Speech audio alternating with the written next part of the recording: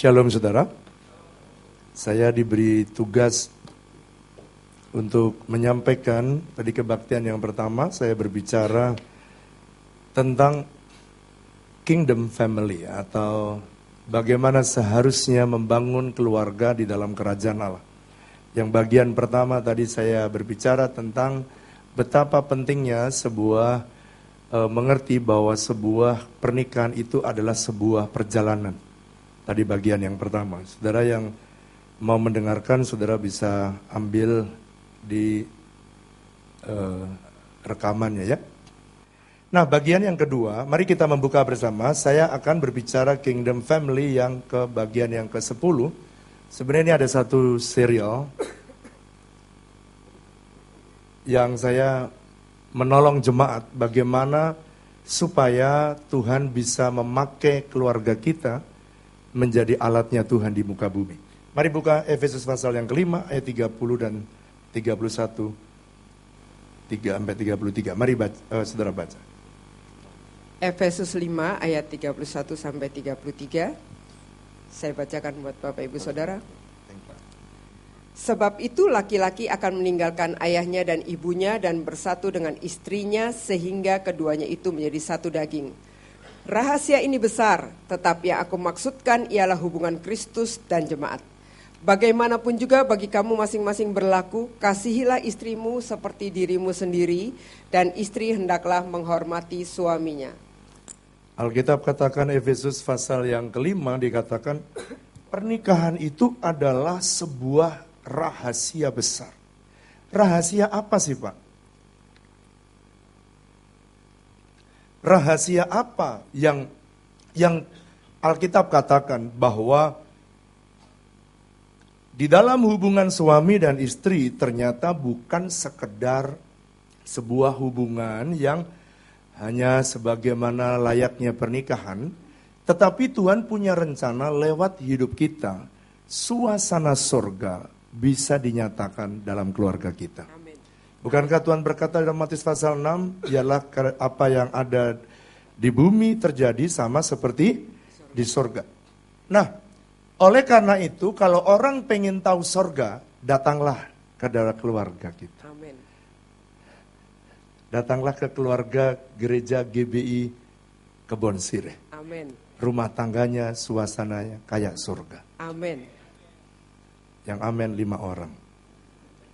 Yang lain belum ada amin. Tetapi ada peribahasa yang mungkin saudara juga dengar di luar ya. Bilang gini, kalau pengen tahu neraka dan surga, kawinlah kamu. Karena katanya kalau pengen tahu rasanya surga dan neraka, kawinlah. Tetapi hari ini saya mau berbicara bahwa Tuhan bisa membangun sebuah keluarga yang bisa menjadi market supaya hubungan suami dan istri itu bisa menjadi marketnya Tuhan, hubungan Kristus dan gerejanya. Nah, bagian yang ke-10 saya akan bicara tentang great marriage. Saya definisikan terlebih dahulu apa itu Pak yang saya maksudkan dengan great marriage. Great marriage, Tuhan mempunyai rencana di dalam pernikahan kita. Tuhan punya planning. Tadi pagi saya sampaikan ada 3 rancangan Tuhan di dalam pernikahan kita. Tuhan ingin supaya keluarga ini bisa dilihat oleh Tuhan sebagai hubungan antara Kristus dan gerejanya. Yang kedua, Tuhan ingin supaya melahirkan keturunan ilahi. Bukan sekedar punya anak, tetapi orang yang dilahirkan haruslah lebih rohani dari orang yang melahirkan. Amin. Anak kita haruslah menjadi orang yang melihat contoh papanya dan mamanya sehingga dia bisa mencintai Tuhan lebih daripada orang tuanya. Amin. Itu keturunan lain. Dan yang ketiga, tujuan dalam pernikahan, Tuhan punya rencana, pernikahan itu supaya saudara dan saya ini dijadikan market. Supaya orang lain kalau lihat saudara, itu bisa lihat inilah hubungan Kristus dan gerejanya. Saya berdoa supaya lewat keluarga saudara, orang bisa mengenal Tuhan dalam hidup mereka.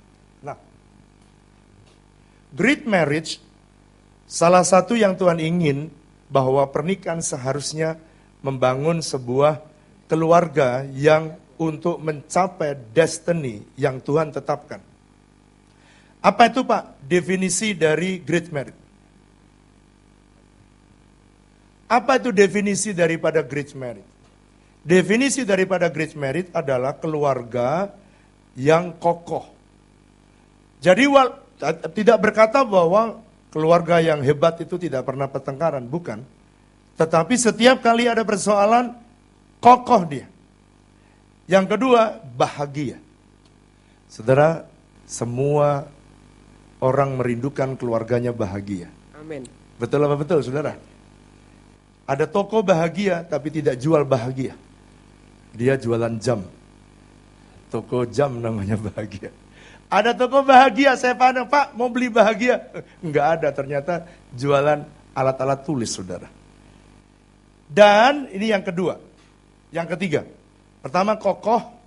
Yang kedua bahagia. Tapi yang ketiga, perhatikan ini. Ada banyak suami dan istri yang begitu dulunya sebelum menikah, mereka jadi orang hebat. Tapi begitu menikah, salah satunya melempem, hilang. Keluarga yang hebat adalah keluarga yang ketika bertemu dua dijadikan satu, satu bisa mengalahkan 1000, dua bisa mengalahkan 10.000. Artinya harus lebih maksimal potensi dan dalam keluarganya. Nah, Tuhan itu punya rencana dalam pernikahan kita. Kita perlu menyadari banget bahwa pernikahan kita itu adalah bukan sebuah kebetulan dan bukan sebuah kecelakaan. Tapi pernikahan itu adalah rencana Tuhan dalam hidup kita. Nah, semua problem dan tantangan di dalam perjalanan pernikahan kita pasti menghadapi. Kadang kita mengalami hambatan, mengalami tantangan, mengalami problem. Tapi semua problem dan tantangan itu yang kita hadapi itu Tuhan bermaksud untuk kita bisa mencapai destiny yang Tuhan tetapkan dalam hidup kita. Mencapai tujuan ilahi yang Tuhan tetapkan dalam hidup kita. Saya berdoa supaya setiap Bapak Ibu yang di tempat ini adalah orang-orang yang mengerjakan panggilan dan pilihan Tuhan dalam hidup kita. Nah kan ketika kita sudah berkeluarga, bagaimana kalau kita tahu bahwa Tuhan punya rencana, sekalipun kita sudah menikah, Tuhan mau potensi kita makin lebih maksimal. Nah, bagaimana memiliki keluarga yang kuat? Bagaimana membangun great marriage seperti yang Tuhan inginkan? Saya ingin menyampaikan dalam waktu 45 menit ini, ada 3 hal besar yang dapat menolong saudara dan saya untuk basic-basic kebenaran firman Tuhan, bagaimana supaya kita bisa membangun great marriage. Mari kita membuka bersama 1 Korintus pasal 12 ayat yang ke-31. 1 Korintus pasal 13 ayat 12 ayat 31. 1 Korintus 12 ayat 31. Jadi berusahalah untuk memperoleh karunia-karunia yang paling utama. Dan aku menunjukkan kepadamu jalan yang lebih utama lagi. Nomor 1, dia bilang berusahalah kamu untuk memperoleh karunia-karunia yang utama. Jadi nomor 1, supaya pernikahan kita bisa membuat bukan waktu sendiri 1000, waktu berdua jadi 1000. Tapi justru waktu berdua bisa 2000, tapi Tuhan mau supaya jadi 10.000 kekuatannya. Amin. Bagaimana itu sinergi itu? Saudara, Alkitab katakan di nomor 1, saudara harus mengetahui dan merayakan kekuatan pasangan kita. Jadi kita harus merayakan.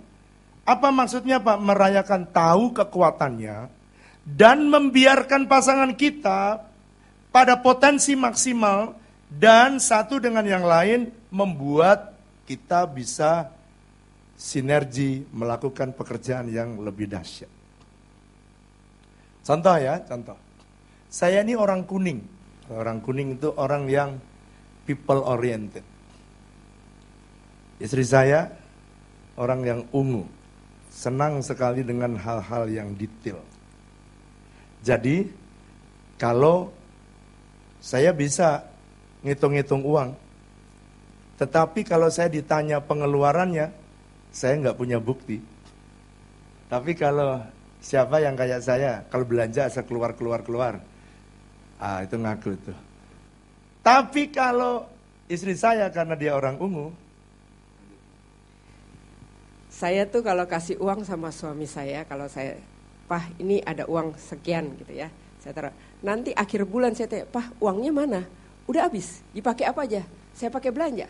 Belanja apa? Nggak tahu. Bonnya mana? Nggak tahu gitu. Kan repot saya gitu kan. Nah kalau saya tuh beda. Jadi setiap awal bulan saya udah pisahkan, ini amplop pada pengeluarannya masing-masing. Jadi kalau akhir bulan saya bisa buktikan bahwa uang itu saya gunakan untuk pengeluaran ini dan itu, ini catatan pengeluarannya. Jadi itu yang saya lakukan dan saya membiasakan itu dari sejak pertama kali saya menikah dan itu menjadi kesukaan saya. Bagi saya menyimpan bon selama sebulan aja itu nggak jadi beban. Beda dengan suami saya, rasanya itu bukan kertas yang berguna.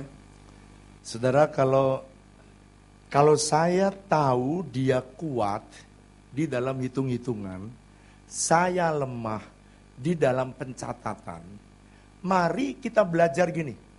Jangan saya bersaing, saya bisa sih berjuang supaya kayak istri saya bisa. Tapi take effort yang lebih besar. Saya mesti akan mengambil energi lebih banyak. Jadi apa yang saya lakukan? Saya merayakan kekuatan dia dan memanfaatkannya. Ya. Saudara gini, kalau saya ditanyain bon-bon semuanya, itu saya bisa pusing 7 keliling. Saya bilang gini, gimana kalau duit kamu yang atur? Oke? Lalu kemudian aku kasih yang tidak perlu kamu tanya. Nah itu aku bisa bahagia. Dikasihlah list. Oke, ini bagian kamu. Ini tak kasih uang jajan aja sudah. Kamu bisa pakai dan tanpa kamu pertanyakan. Saudara, semakin bertumbuh keluarga, uang semakin leluasa, tetapi tetap orang pada bagiannya dia melakukannya. Pernikahan bukan untuk to compete. Pernikahan bukan kalau dia punya kekuatan, saya punya kekuatan, saya tidak ingin menyamai istri saya. Saya harus berada pada kekuatan yang Tuhan beri dalam hidup saya. Saudara bisa ngerti ini? Jadi saya memanfaatkan kelebihan dia, saya tidak mau to compete one another. Tetapi dalam pernikahan haruslah to complete. Saya tanya, to compete and to complete, bedanya di bagian apa? Huruf apa? L. Jadi saudara, kalau dalam pernikahan, kalau suami dan istri saling bersaing, to compete, berarti ada huruf L yang hilang dalam hidup kita, yakni love, kasih. Cinta kita, kasih kita yang sudah menyatukan di dalam sebuah pernikahan. Itu membuat pasangan kita ini, kita kenali apa yang hebat. Jangan dicari kurangnya. Amin. Amin. Suatu waktu di tengah-tengah, saya ini keluarga besar dan suami saya keluarga besar. Jadi satu waktu karena orang tua saya sudah meninggal, saya punya 2 kakak laki-laki yang paling besar. Dan kedua kakak laki-laki saya ini bertengkar. Sedang bertengkar tidak saling bicara. Itu bukan suatu yang jenak buat saya. Saya pengen menabaikan tapi saya tidak tahu bagaimana harus bicara dengan kakak laki-laki saya. Karena kalau saya yang bicara pasti, lu anak kecil, belum tahu yang gue rasain gitu kan. Jadi saya bingung, saya bawa dalam doa dan akhirnya saya ceritakan pada suami saya. Tapi suami saya itu adalah komunikator yang baik. Dia adalah seorang komunikator yang baik karena dia tipikal orang yang kuning, yang people oriented. Jadi dia bilang begini, coba deh kamu aja undang makan satu waktu. Saya kumpulin keluarga, saya ajak kakak-kakak saya. Saya tidak bilang saya mau ngomong sama kakak saya cuma undang makan seluruh kakak-kakak saya. Saya ini kedua dari kecil. Jadi saya panggil keluarga besar saya makan dan kemudian bagian saya ngajak makan dan bagian suami saya yang ngomong sama keluarga besar. Dia ngomong dan hari itu kedua kakak saya yang laki-laki bisa dengan keputusannya sendiri. Oke, saya mau berdamai. Jadi suami saya mengkomunikasikan dengan keluarga di tempat kami. Dia komunikator yang baik. Jadi kalau masalah berkomunikasi, dia jagonya. Saya baik di keluarga saya, itu saya membutuhkan dia untuk menyatukan. Tetapi kalau perkara kirim uang, dia perlu saya. Kalau saya mau merencanakan menolong keluarga tertentu, menolong keluarga ini dan itu, saya hanya bisa berkata, tolonglah. Dan dia yang detail. Tapi kalau ada yang bertengkar dalam keluarga besar, maka saya tahu. Dia berusaha berulang kali dia nggak bisa. Karena karunia itu tidak ada pada dia. Karunia itu ada pada saya. Orang pengen ketemu saya setengah jam, bisa 2 jam ketemu saya. Karena memang saya senang bicara. Kakak-kakak saya dari luar negeri datang, mereka bermusuhan dan saya cerita di tengah meja. Dia tahu bahwa saya pendeta, tapi sambil jalan makan, biasanya dimulai dengan makan yang enak. Tuhan Yesus kenapa saudara tahu kenapa selalu Tuhan Yesus sebelum ngajar dia selalu ngundang muridnya di mana? Di meja makan. Dia selalu tanya, adakah lauk pauk? Kenapa dia tanya lauk pauk? Biasanya kalau orang kampung tengah sudah terisi. Biasanya, apalagi laki-laki saudara, kita tahu itu mudah untuk menyelesaikan. Kakak yang bertahun-tahun gak bicara, sebab Ibu Flora lihat keluarga saya keluarga yang rukun sekali. Makanya dia ingin kok kakak-kakakmu kok pada rukun, kok keluargaku kok berantakan. Ya sudah kumpulin. Saudara tahu, dia tidak mencoba untuk to compete. Kalau dia mau mencoba untuk menjadi seperti saya, dia bisa, tapi perlu effort yang besar. Tapi karena dia tahu pasangannya dia bisa berbicara, maka dia gunakan karunia yang ada pada suaminya untuk menyelesaikan persoalan. Bukankah di dalam keluarga kita, coba lihat, ada orang berkata sama saya, bilang gini, Pak, setiap kali konseling, istri-istri kalau datang dan suami datang, istri saya suruh cerita. Pada waktu dia cerita, siapa yang salah? Suami. Waktu suami saya bercerita cerita, siapa yang salah, saudara? Ya itu betul. Jadi yang salah siapa itu kok pernikahan itu? Saudara, setiap kali ada pertengkaran di dalam keluarga, pasti dua-duanya ada andil di dalamnya. Betul apa betul? Jadi yang salah siapa, Pak? Pertanyaannya, siapa yang salah? Iblis, Pak. Makanya saudara, iblis kadang-kadang frustasi. Dia lapor sama Tuhan, Tuhan, aku nggak pernah bikin apa-apa disalahin terus tuh di gereja. Sebenarnya saudara dan saya tidak boleh to compete, tetapi haruslah to complete. Kasih yang membuat saudara dan saya bisa menikmati pernikahan jadi indah. 1 ditambah 1, saya bisa ngalahkan 1000, dia bisa ngalahkan 1000, tapi 2 harusnya 2000. Tapi kalau kita to complete, saling menggunakan dan merayakan kekuatan pasangan hidupnya, maka saudara akan melihat kekuatan itu makin hebat. Nah, ada orang berkata begini, Pak, saya mau cerai aja, Pak. Kenapa? Pasangan saya tidak sama kayak saya, Pak.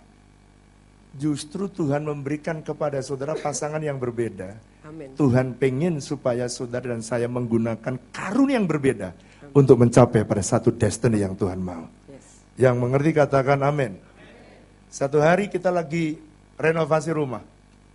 Waktu renovasi rumah, saya bilang gini, saya mau cat krem supaya agak kecoklatan, supaya bagus. Bosen rumah lama udah krem, masa ini krem lagi. Ganti kayak cat warna biru. Krem Biru. Krem? Biru, saya mau biru, sekali-kali lihat yang seger gitu. Saya mau krem Biru. Saudara, dalam pernikahan selalu ada tuh masalah mencet odol aja, yang satu dari depan, satu lagi di belakang. Yang ketawa itu berarti punya pengalaman tuh. Kamu tuh kalau mencet dari ujung, buat dari pantatnya digulung gitu. Masalah odol aja bisa jadi pertengkaran. Masalah ngecat rumah, masa ini cat coklat, ini biru, coklat, biru. Pak jadi zebra, saudara. Ada orang mau beli mobil saja, udah sampai di showroom.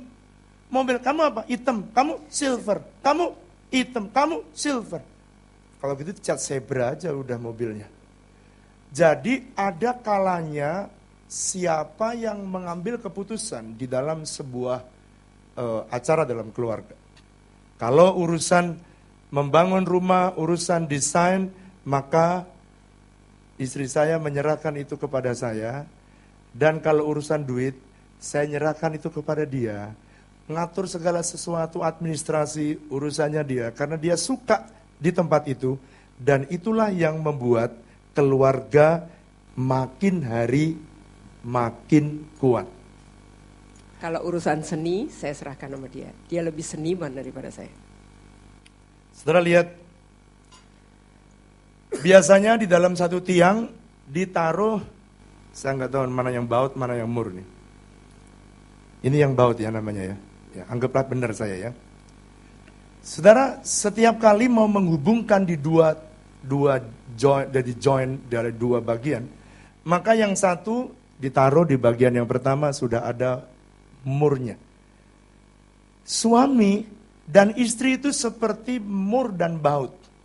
Dia ini semakin tahu cara merayakan kehebatan pasangannya, maka dia makin hari makin rekat dan makin hari makin kuat, karena tidak lagi saling kompetisi, tetapi saling membangun satu dengan yang lain. Anda bisa bayangkan nggak nih kalau ditarik? Udah nggak bisa lagi. Mau diceraikan, nggak bisa lagi. Kenapa? Karena kuat. Jadi keluarga kuat bukan karena saling pinter, saling berlomba dengan kekuatannya, tapi rayakanlah kehebatan dari pasangan kita. Kalau Anda menghargai pasanganmu, pasanganmu akan berbahagia karena dia bersama dengan orang yang tahu memperbesar karunia yang ada pada hidupnya. Amin. Yang ngerti katakan. Amin. Amsal 31 ayat 10 sampai 31 itu berbicara dengan jelas, siapa yang mendapatkan istri yang bijak, maka suaminya tidak akan kekurangan keuntungan apapun. Nah, mari kita belajar menemukan kelebihan ya, dan belajar menemukan kelebihan pasangan kita dan kelemahan kita masing-masing, dan mari kita saling melengkapi, sebab itu kerinduan Tuhan. Jadi Alkitab berkata, siapa yang mendapatkan istri yang bijak, dia tidak akan kekurangan keuntungan. Banyak orang tidak merasa bahwa istrinya bijak, padahal dia sudah menerima istri. Jadikanlah istrimu yang bijak, temukan karunia-Nya. Ini saya kasih contoh saja. Siapa yang pandai mengatur uang, siapa yang bisa berkomunikasi, siapa yang kalau mendesain sesuatu, siapa yang memulai sesuatu yang baru. Kalau misalnya ada bisnis, saya pengen jalan ke bisnis yang jenis yang ini. Semua itu ada orang yang memiliki karunia dan talenta masing-masing. Dan di dalam, lalu siapa yang bekerja? Ada yang bekerja dua-duanya. Ada yang suami berkata, udah kamu di rumah. Istrinya bilang, gak bisa. Saudara, perlu saling mengetahui kehebatan. Kalau suami sudah bisa mencukupi, maka istri harus dengan rela berkata, oke, aku merawat anak. Tapi ada orang yang tidak mau. Ada, mari bicarakan. Ada yang dua-duanya kerja, silahkan. Tetapi kalau itu dirayakan bersama-sama, keluarga kita makin hari makin kuat. Oleh karena itu Alkitab berkata, siapa yang mendapatkan istri yang bijak, dia tidak akan kekurangan keuntungan. Kenapa kok tidak kekurangan keuntungan? Karena dia bisa mengatur rumah tangganya dengan baik. Jadi kesimpulannya adalah, temukan apa yang menjadi kelebihan dan kelemahan pasangannya. Tapi jangan perbesar kelemahannya dia. Coba saya tanya, kalau kita lagi bertengkar, yang kita ingat kekurangannya atau kelebihannya? Kekurangan yang kita ingat. Kamu tuh loh ya, 10 tahun lalu kamu berzina. Loh, udah 10 tahun lalu diingat-ingat. Harusnya, bala ada yang bertengkar. Dasar kamu nih anak papi. Papi itu kelakuannya kayak kamu. Loh, papinya udah meninggal, diungkit-ungkit, saudara. Oleh karena apa? Oleh karena mereka tidak belajar untuk saling melengkapi. Oleh karena itu temukan pasangan kita apa yang sebenarnya menjadi kekuatan dia. Sekarang poin yang kedua. Yang pertama, saudara harus belajar untuk merayakan karunia kelebihan dari pasangan kita. Sekarang yang kedua, setiap persoalan bisa saja dihadapi, tetapi saudara mesti belajar mengerjakan dan menghadapi setiap masalah yang sulit bersama-sama. Mari buka Roma pasal 12 ayat 12. Roma pasal 12. Ayat ini bagus untuk bicara tentang mengerjakan, menghadapi bersama masalah yang sulit. Roma 12 ayat 12. Bersukacitalah dalam pengharapan, sabarlah dalam kesesakan, dan bertekunlah dalam doa. 3 ya, 3. Nomor 1 apa di situ? Bersukacitalah dalam pengharapan. Jadi kalau ada persoalan, saudara, setiap orang setiap keluarga selalu ada masalah. Siapa keluarganya yang tidak pernah ada masalah dari sejak menikah sampai hari ini? Siapa yang dalam keluarganya pernah menjumpai masalah dalam hidupnya keluarganya? Berapa banyak yang masalah besar atau masalah kecil? Sekarang pertanyaan saya, berapa banyak yang saudara kadang-kadang menjumpai ada persoalan-persoalan yang begitu sulit? Saya berkata sulit, itu artinya di atas kemampuan saudara. Kalau saudara misalnya punya uang 100 juta, ada kesulitan cuma 10 juta, itu namanya bukan kesulitan, Anda bisa menyelesaikan dengan mudah. Kalau Anda punya uang 100 juta, tetapi Anda ada persoalan yang besarnya 10 miliar, maka saudara itu menjadi problem yang sulit. Kalau ada saudara punya kekuatan untuk menolong setiap masalah yang dihadapi keluarga, maka saudara akan bisa menolong satu dengan yang lain. Saya berikan contoh. Ada banyak orang yang bercerai karena tidak punya anak. Saya tanya, tidak punya anak itu masalah sulit atau masalah ringan? Hah? Menikah, nggak punya anak. Realitanya masalah sulit atau masalah ringan? Mungkin ada orang yang berkata, saya setiap kali konseling, saya menjumpai banyak orang yang sulit sekali menerima bahwa pasangannya tidak bisa melahirkan anak. Tetapi mereka memutuskan, lebih banyak mereka memutuskan untuk mereka berpisah. Padahal sebenarnya pernikahan itu,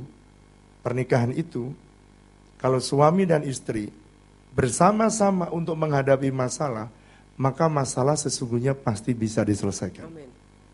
Dengan cara apa, Pak? Adopsi anak. Memang kalau adopsi anak memang kurang bahagia, sama saja kok kita merawat anak. Ada orang yang punya anak begitu mudah, begitu cepat. Ada seorang saudara datang ke rumah. Dia bilang gini, Pak, tolonglah Pak, saya minta didoakan. Kenapa? Pengen punya anak, Pak. Oh baguslah, saya doakan. Tuhan, berikanlah keturunan ilahi. Tiba-tiba 3 bulan berikutnya dia telepon, Pak, saya lapor, saya sudah hamil. Wah, puji Tuhan. Jadi lama-lama saya tahu spesialisasi mendoakan orang-orang yang tidak punya anak, jadi punya anak. Soalnya saya pernah mengalami hal yang sama. Tiba-tiba saudara anaknya pertama lahir, anak kedua lahir, anak ketiga lahir, anak keempat lahir.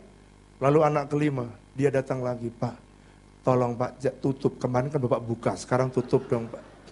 Saya bilang ini, memang saya dukun apa bisa membuka menutup. Kadang-kadang jemaat itu semaunya aja. Kalau waktu pengen punya anak datang, waktu pengen ditutup datang. Saudara punya anak banyak atau saudara mengadopsi banyak, itu sama-sama bahagia. Amin. Yang ngerti katakan, Amin. sama. Ada orang-orang yang di PHK, suaminya di PHK, masalah sulit sekali. Oke? Tetapi kalau dikerjakan bersama-sama, maka dicari solusi bagaimana caranya mencari solusi bersama-sama. Saya percaya keluarga makin hari makin indah kalau setiap kali kita bersukacita. Katakan bersama saya bersukacita. Katakan bersama saya bersukacita. Sukacita. Dalam pengharapan. Dalam pengharapan. Jadi sebab kenapa Pak saya harus bersukacita sekalipun menghadapi persoalan? Sebab the joy of the Lord, sukacita di dalam Tuhan is your strength. Amin. Itulah kekuatan kita. Setiap kali Anda bersukacita jangan ngeluh.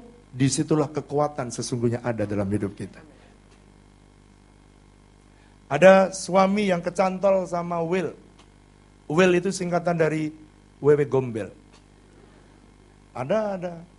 Saya tanya ini masalah besar. Banyak istri-istri, wah datang Pak, waduh kurang ajar Pak, suami saya. Wah sekarang itu saudara ya, dengan aplikasi-aplikasi itu, banyak orang ya laki-laki apalagi kalau sudah setengah baya, duitnya banyak, anak posisi sudah mapan, maka dia pikir gini, istriku ngurusin anak, aku bisa hidup lagi. Ingat, ada usia sekitar 45-50 itu masuk puber kedua. Dan banyak laki-laki yang jatuh di dalam perzinahan. Pada waktu dia ngaku sama istrinya langsung bilang, cerai. Saudara, kalau yang satu lagi gila, lagi susah, lagi salah, yang satu harus waras. Makanya ilmunya gini, yang waras Ngalah. Yang waras ngalah. Siapa yang memulai percekcokan itu, dia kurang waras. Yang menyelesaikan percekcokan, dialah yang waras.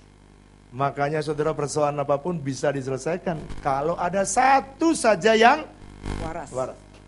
Tapi kalau dua-duanya, yang satu suami gila, dia bilang gini, emang dia aja Pak yang bisa selingkuh, emang gua nggak laku? Gua juga laku. Hancur saudara keluarga.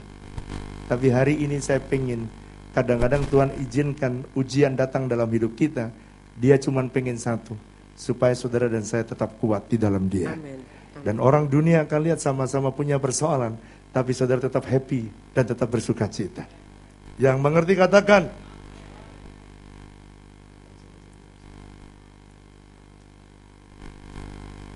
Sekarang bagian yang terakhir, yang ketiga. Bagian yang ketiga, kita sama-sama buka Alkitab kita, Amsal pasal 4. Amsal pasal 4 ayat yang ke-23. Amsal pasal 4 ayat yang ke-23. Ayat itu berkata dengan jelas, jagalah hatimu dengan segala kewaspadaan, karena dari situlah terpancar kehidupan. Jadi poin yang ketiga, bagaimana kita bisa membangun pernikahan yang great marriage adalah jagalah hati kita dengan segala kewaspadaan. Perintah Tuhan jelas, kita harus menjaga hati kita. Sebab kalau kita tidak jagai hati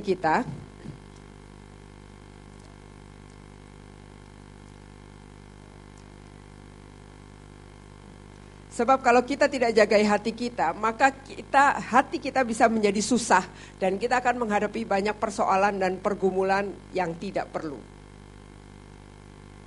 Nah, saudara, kenapa penting pada bagian ini? Sebab banyak keluarga yang fail ketika mereka memasuki bagian-bagian yang susah dan sulit. Sekarang saya ingin kita belajar pada bagian yang ketiga, yakni jagalah hatimu dengan kewaspadaan. Dalam bahasa Inggrisnya dikatakan jaga itu pelihara. Tetapi saya ingin supaya saudara membaca 1 Korintus pasal 3 ayat yang ke-10 sampai ayat 14. Tapi saya mau pengen kita membaca ayat 12. Bagaimana sebuah keluarga dibangun dan bagaimana kita berjalan bersama-sama. 1 Korintus pasal 3 ayat 10 sampai ayat 14. Berganti-gantian ya. Ayat 10 terlebih dahulu. Saya baca ayat 10, nanti Bapak Ibu baca ayat 11 dan bergantian sampai selanjutnya. 1 Korintus pasal 3 mulai ayat yang ke-10. Sesuai dengan kasih karunia Allah yang dianugerahkan kepadaku, aku sebagai seorang ahli bangunan yang cakap telah meletakkan dasar dan orang lain bangun terus di atasnya. Tetapi tiap-tiap orang harus memperhatikan bagaimana ia harus membangun di atasnya. Ayat 11 Bapak Ibu. Karena tidak ada seorang pun yang dapat meletakkan dasar lain daripada dasar yang telah diletakkan, yaitu Yesus Kristus. Ayat yang ke-12, entahkah orang membangun di atas dasar ini dengan emas, perak, batu permata, kayu, rumput kering, atau jerami. Sekali kelak, pekerjaan masing-masing orang akan nampak. Karena hari Tuhan akan menyatakannya. Sebab ia akan nampak dengan api, dan bagaimana pekerjaan masing-masing orang akan diuji oleh api itu. Mari baca ayat 14 bareng-bareng. 1, 2, 3. Jika pekerjaan yang dibangun seseorang itu tahan uji, ia akan mendapat upah. Jadi yang ketiga, jagalah hatimu dengan kewaspadaan. Guard your heart. Jagai. Di dalam 1 Korintus pasal 13, Tuhan itu menggunakan 1 Korintus pasal 3 ayat 10 sampai 14, Tuhan menggunakan api untuk menguji kualitas kehidupan kita, termasuk di dalamnya adalah sebuah pernikahan kita. Saudara, kalau saudara dan saya pergi ke luar negeri atau pergi terbang, kalau ke luar negeri lebih serius biasanya. Kita pergi ke luar negeri, maka kita sudah bawa semua perlengkapan, kita sudah bawa tas, sudah bawa perlengkapan, koper. Saya tanya sebelum saudara di bandara, saudara masuk apa itu? Yang diperiksa X-ray. Waktu saudara masuk X-ray, maka langsung dilihat, oh Pak, barang ini gak boleh dibawa. Pak, minuman gak boleh dibawa. Pak, pistol ini gak boleh dibawa, Pak. Pak, ini gak boleh dibawa. Lalu gunting-gunting gak boleh dibawa. Dalam pernikahan kita juga sama, Tuhan juga punya X-ray. Tapi X-ray-nya Tuhan tidak alat yang mudah dan saudara bisa tinggal jalan. Tetapi X-ray yang Tuhan beri adalah alat yang dia pakai adalah api yang menghanguskan, api yang membakar. Dia akan membuang, sama prinsipnya, membuang yang tidak perlu dari dalam kehidupan kita, dan dia akan menggunakan yang pasangan kita ini untuk membuang semua yang tidak penting. Itu sebabnya saudara dalam Kejadian pasal 2. Ya, Kejadian pasal 2 ayat yang ke-18 sampai 24, Tuhan berkata dengan jelas, ayat yang ke-18 saya bacakan, Tuhan Allah berfirman, tidak baik kalau manusia itu seorang diri saja. Aku akan menjadikan penolong baginya yang sepadan dengan dia. Jadi Tuhan berkata dengan jelas bahwa di dalam pernikahan kita, Tuhan memberikan kepada kita itu adalah penolong. Tuhan memberikan kepadamu, hai bapak-bapak, seorang penolong. Bapak-bapak katakan. Jadi istri-istri adalah penolong. Penolong itu diberikan Tuhan, diberikan Tuhan dalam hidup kita supaya pasangan kita bisa menjadi seperti apa yang Tuhan mau. Jadi bagian istri adalah menjadikan suaminya seperti apa yang Tuhan mau. Penolong diberikan untuk menjadi seperti apa yang Tuhan mau. Ingat ya, istri adalah penolong, bukan perongrong. Amin. Bukan juga penodong. Amin. Yang amin cuma istri saya. Istri adalah penolong. Amin apa amin? Nah, sekarang lihat saya jelaskan ini. Kita suka senang ya, bilang gini, istri adalah penolong, ya masakin. Istri penolong, ya beliin barang buat suaminya. Istri penolong, merawat anak. Tetapi yang banyak kita tidak sadari adalah pasangan kita, istri diberikan oleh Tuhan kepada suaminya dan suami diberikan oleh Tuhan kepada istrinya. Supaya bisa dipakai Tuhan menjadi alat X-ray-nya Tuhan. Tuhan gak punya X-ray kayak X-ray di bandara, tapi dia punya X-ray, dia gunakan api untuk X-ray kita. Oleh karena itu pasangan kita ini sama seperti kalau Michelangelo, kalau satu gelondongan kayu dikasih sama dia, maka gelondongan kayu itu murah. Tetapi kemudian saudara Michelangelo ini langsung dia pahat satu persatu bagian. Dibuang bagian yang tidak perlu. Akhirnya jadi patung yang indah sekali. Saya tanya, harganya lebih murah, lebih mahal mana? Antara patung dan kayu? Patung harganya lebih bernilai. Bapak Ibu, perhatikan. Bukan berarti kalau dibuang, itu kemudian kita kehilangan sesuatu. Yang buruk memang harus dibuang. Supaya jadi hanya yang bagus dalam hidup kita. Amin. Istri ini kadang-kadang dipakai Tuhan menjadi apa itu? Kapak. Tuhan pakai istri kita menjadi kapak bagi suami. Tapi juga sama, suami juga jadi kapak bagi istrinya. Tanpa disadari, seperti Michelangelo, dia bersihkan satu persatu. Maka orang yang tahu kelemahan kita, orang yang tahu kelemahan saya, pasti adalah istri saya. Orang yang tahu kelemahan istri saya, pasti saya. Oleh karena itu saudara dipakai Tuhan, kadang-kadang di dalam pertengkaran, dia dengan tajam berbicara, supaya yang sakit di telingamu, maka itulah yang harus dibuang dari dalam hidup kita. Kadang-kadang saudara ada suami yang malas, kadang-kadang istrinya ngomong yang pedes, tujuannya Tuhan supaya suami tidak malas. Dan Tuhan ngerti apa yang terbaik bagi saudara dan saya, supaya kita bisa jadi seperti yang Tuhan mau. Satu hari saudara akan menjadi seperti apa yang Tuhan bangun, ketika saudara dan saya mengizinkan kita dua-duanya dikapak oleh Tuhan.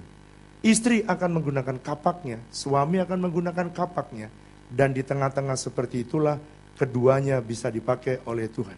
Sekarang perhatikan, saya ingin menolong saudara. Anggaplah saya punya teh, ini adalah hidup kita. Ini hidup suami, dan ini hidup seorang istri.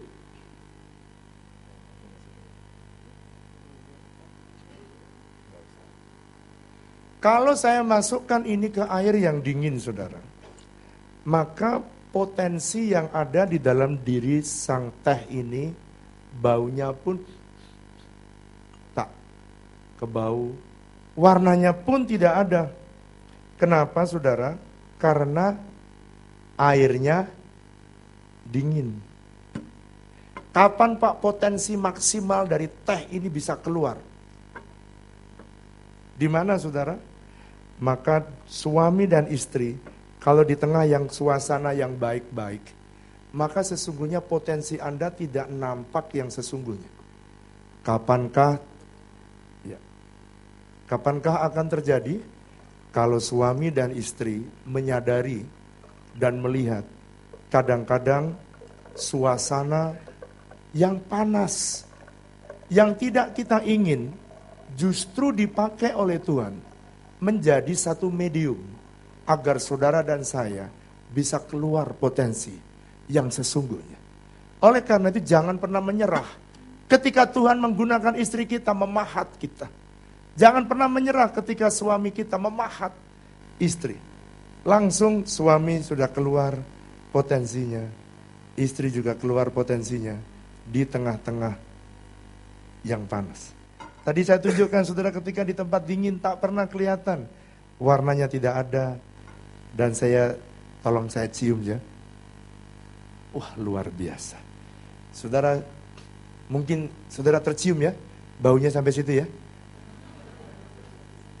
Tapi at least saudara sudah bisa melihat warnanya. Saudara, kapankah hidup saudara dan hidup saya ini bisa sampai potensi maksimal? Kalau saudara setiap kali ada konflik terjadi, saudara izinkan Tuhan untuk memangkas hal-hal yang tidak berguna. Amin. Anda izinkan dibuang. Amin. Kalau istrimu masih marah, itu berarti masih ada bagian yang harus dibuang. Amin. Gak ada yang amin. Amin. Kalau suamimu masih marah, bagian istri, pasti ada bagian istri yang harus dibuang. Dengan cara begitulah, saudara menikmati pernikahan makin hari makin bahagia. Dan ketika dia makin bahagia, saudara bisa mencapai seperti apa yang Tuhan mau. Amin. Dan saya percaya, saudara tidak pernah kata menyerah di dalam Tuhan. Sebab Tuhan sudah merencanakan hal-hal yang ajaib dalam hidup kita. Saya berdoa supaya saudara dengan kebenaran ini, tidak ada satupun yang menyerah di tengah jalan dalam pernikahan. Sebab saya melihat banyak sekali orang yang menikah di tengah jalan dan akhirnya berkata, Pak saya tidak tahan lagi untuk melanjutkannya. Saya panggil para pemusik untuk maju ke depan. Nah, saya itu bisa jadi seperti ini karena ada kapak yang tajam sekali di sebelah saya. Dan dia teman tidur saya yang luar biasa, sehingga kapaknya itu seringkali yang bisa membuang yang buruk itu adalah kapak yang tajam. Dan suami saya bisa berhasil seperti ini adalah karena ada saya di sebelahnya. Jadi kita perlu bisa mengekspresikan kepada pasangan kita sehingga dia bisa menjadi maksimal. Nah, seringkali ketika kita ada dalam konflik, ketika kita dalam suasana air yang panas, itu berbicara apa? Itu suasana yang tidak enak, situasi yang tidak enak. Dan seringkali ketika kita ada dalam situasi yang tidak enak, kita mengungkapkan apa yang kita ucapkan tuh kata-kata yang pedas. Ya, kata-kata yang menyakitkan. Karena kapak yang paling tajam itu yang tahu adalah pasangan. Jadi ketika kita dalam kondisi yang tidak enak, seringkali yang kita ucapkan adalah kata-kata yang pedas. Alkitab berkata dengan jelas, kita boleh pakai perkataan yang tajam, tapi itu harus perkataan yang bangun, perkataan yang membangun, jangan perkataan yang menjatuhkan. Jangan perkataan yang menjatuhkan, yang menimbulkan kepahitan di dalam hati pasangan kita. Saya mau mengakhiri dengan statement ini. Saudara, banyak keluarga yang ketika ada di dalam air panas ini, dia mengambil keputusan, saya udah gak tahan Pak, cerai. Dia nggak sadar bahwa justru di tengah itulah potensinya harusnya sesungguhnya keluar. Nah, Pak, bagaimana caranya ketika kapak itu datang? Saudara, dalam komunikasi ada 3 level. Komunikasi yang pertama adalah namanya low level communication. Ini adalah kalau suami istri berkomunikasi tentang sesuatu di luar diri mereka. Ngomong bola, tidak mungkin bertengkar, saudara. Ngomong bola, wah goblok. Ya, ini kan digoblokin orang luar kan. Suami istri tidak mungkin bertengkar. Yang kedua adalah medium level communication. Kalau kita membicarakan keluarga besar kita, ada konflik, potensi konflik. Tetapi ada yang namanya high level communication. High level communication adalah komunikasi suami istri yang berbicara tentang kelemahan mereka. Kelemahan suami dan kelemahan istri.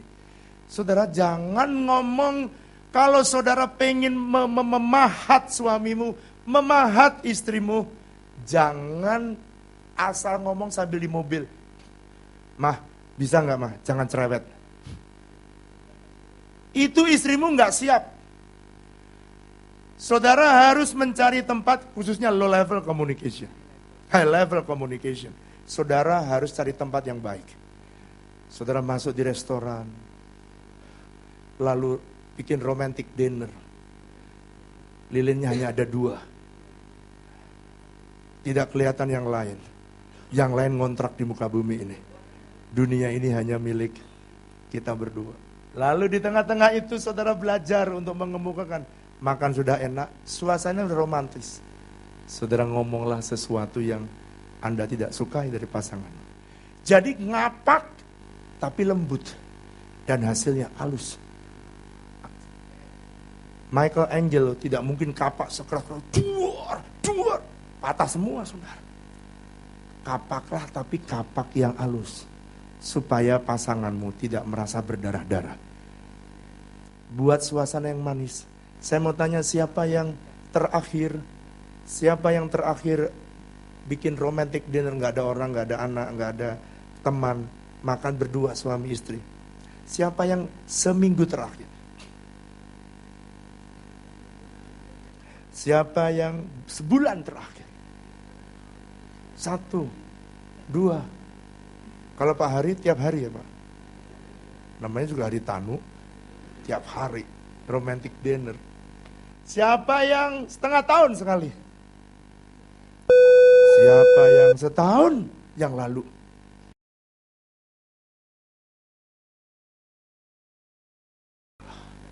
Jadi kalau gitu saya kasih PR ya Pak Gembala. Saya kasih PR nanti pulang malam, bikin romantic dinner. Cari restoran yang tidak laku. Dan hanya kau berdua yang memiliki restoran itu.